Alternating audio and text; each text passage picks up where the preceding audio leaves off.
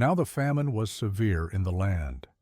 And it came to pass, when they had eaten up the grain which they had brought from Egypt, that their father said to them, Go back, buy us a little food. But Judah spoke to him, saying, The man solemnly warned us, saying, You shall not see my face unless your brother is with you. If you send our brother with us, we will go down and buy you food. But if you will not send him, we will not go down. For the man said to us, You shall not see my face unless your brother is with you. And Israel said, Why did you deal so wrongfully with me as to tell the man whether you had still another brother? But they said, The man asked us pointedly about ourselves and our family, saying, Is your father still alive? Have you another brother? And we told him according to these words. Could we possibly have known that he would say, Bring your brother down?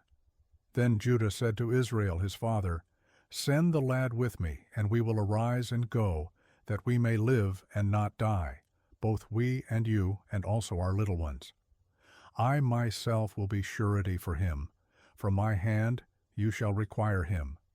If I do not bring him back to you and set him before you, then let me bear the blame forever.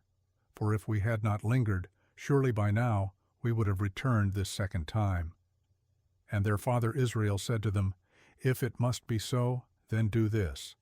Take some of the best fruits of the land in your vessels, and carry down a present for the man, a little balm and a little honey, spices and myrrh, pistachio nuts and almonds. Take double money in your hand, and take back in your hand the money that was returned in the mouth of your sacks. Perhaps it was an oversight. Take your brother also, and arise, go back to the man. And may God Almighty give you mercy before the man, that he may release your other brother, and Benjamin. If I am bereaved, I am bereaved. So the men took that present and Benjamin, and they took double money in their hand, and arose, and went down to Egypt, and they stood before Joseph. When Joseph saw Benjamin with them, he said to the steward of his house, Take these men to my home, and slaughter an animal, and make ready. For these men will dine with me at noon. Then the man did as Joseph ordered, and the man brought the men into Joseph's house. Now the men were afraid because they were brought into Joseph's house.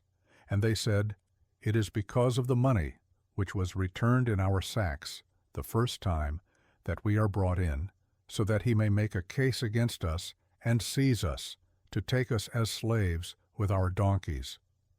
When they drew near to the steward of Joseph's house, they talked with him at the door of the house, and said, O sir, we indeed came down the first time to buy food. But it happened when we came to the encampment that we opened our sacks, and there each man's money was in the mouth of his sack, our money in full weight.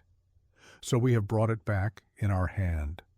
And we have brought down other money in our hands to buy food. We do not know who put our money in our sacks.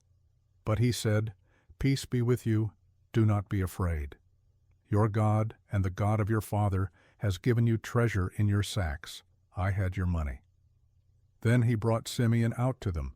So the man brought the men into Joseph's house, and gave them water, and they washed their feet, and he gave their donkeys feed. Then they made the present ready for Joseph's coming at noon, for they heard that they would eat bread there. And when Joseph came home, they brought him the present which was in their hand into the house, and bowed down before him to the earth. Then he asked them about their well-being, and said, Is your father well, the old man of whom you spoke? Is he still alive? And they answered, Your servant our father is in good health, he is still alive.